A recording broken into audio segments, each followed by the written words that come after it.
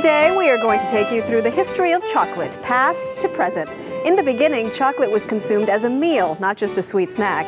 New insights about chocolate will be shared at the Smithsonian Symposium tomorrow. Joining us today from the Historic Division of Mars, Rodney Snyder, and Colonial Williamsburg food historian Jim Gay. Good morning, Jim. Good morning, Rodney. Good morning. So talk to us about chocolate in the beginning, in the old days. This is what went into it? This is what went into it. Chocolate in the old days was always a drink. It wasn't a confection like we know it today. So people would drink their chocolate, and they also put a lot of spices into it to make it more interesting. Vanilla, red peppers, and things like that. What is this? And these are 100% chocolate right here. This is the actual cocoa bean with the shell removed. Okay, so once they gathered their ingredients, they would put them on this. Put them on this, the metate. Metate. Metate, where they would grind and mix their ingredients to make their chocolate. And it's always dark chocolate. Yeah. And then when they finished grinding it, was it a long process? How long does that take, Jim? Maggie, I can make about a pound every 3 hours. A pound every 3 hours. It would look like this, right? That's what it looks like. Can I taste it? Yes, please taste that. That's what we call American Heritage chocolate that we make to represent what Jim's making on the metate. Excellent. It's a little coarser, maybe, than chocolate today? It's coarser on the stone here. We can't make it modern, smooth, silky texture like I said Dove chocolate would be, but this is more representative of what you would get off the stone. All right, so for breakfast, people would have a chocolate drink. How would they make that? Most certainly. They would grind their chocolate into the chocolate powder. Here comes this. Add it in the hot water, and then even soldiers would get military rations and they would breakfast on chocolate. So if you want to try some right here. So it was straight up chocolate. It's not the hot chocolate of today where we add milk. It's not the hot chocolate that doesn't have cocoa butter. Let's taste it. It's a full chocolate. That is delicious because even though it's dark chocolate, it's also sweet.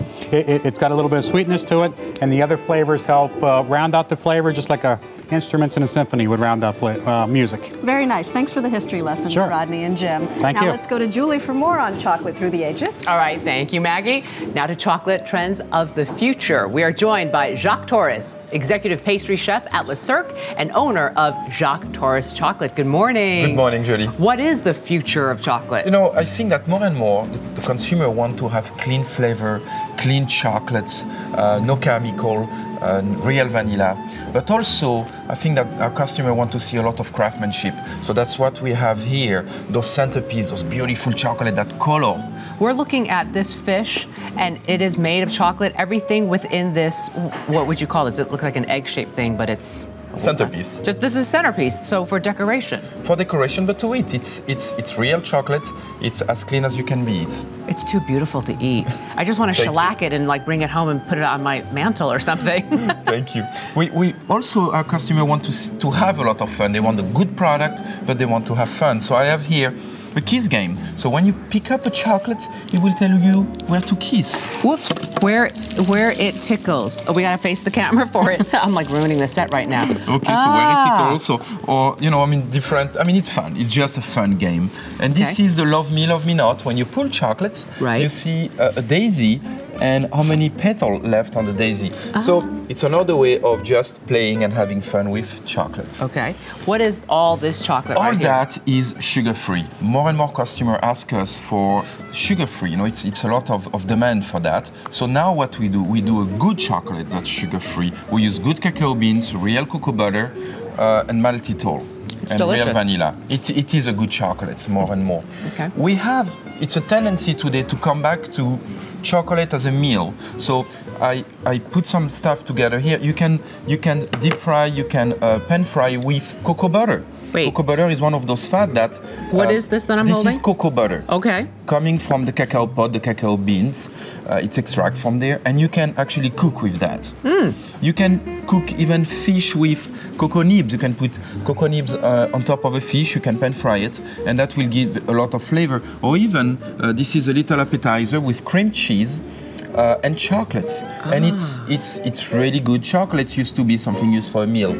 We are out of time, but I just have to mention in the last 2 seconds. A lot of drinks made with chocolates, alcohol, no alcohol, peanut butter, orange, a lot of choice here. Jacques Torres, thank you. a lot of future for chocolates. Yes, and a lot of future. Thank you, Julie. My future chocolate. Now let's go to Harry. All right, hey, thanks very much, Julie. Chocolate past, chocolate future. What about the color chocolate? Stephen St. Ange is contributing editor to Better Homes and Gardens. Good morning. Good morning, sir. Good to see you. So chocolate as a color is all the rage? It's been in fashion for the past couple of years now. People really love it. It's sophisticated. You know, it's a little urban, but it suits different environments. So if you've got a traditional style, if you've got a country style, you can still make it work. And as an accent, right, if you have a beautiful white chair like this or cream color, Pop of design and visual interest. I think that's the thing with chocolate is if you don't feel comfortable putting it all over your room, there are subtle things that you can do. And you can see how this stands out on this background. Big time. And colors, pops of color really work. You could bring in leather pieces of furniture that have the chocolate accent to them. Right. Wood pieces that have the chocolate accent to them. So there are subtle things you can do if you love the color, but you don't want to go all the way with color all over the room. well, the contrast is so fantastic, right? Right. It's very classy, very sophisticated. Yeah. Now, some people are using chocolate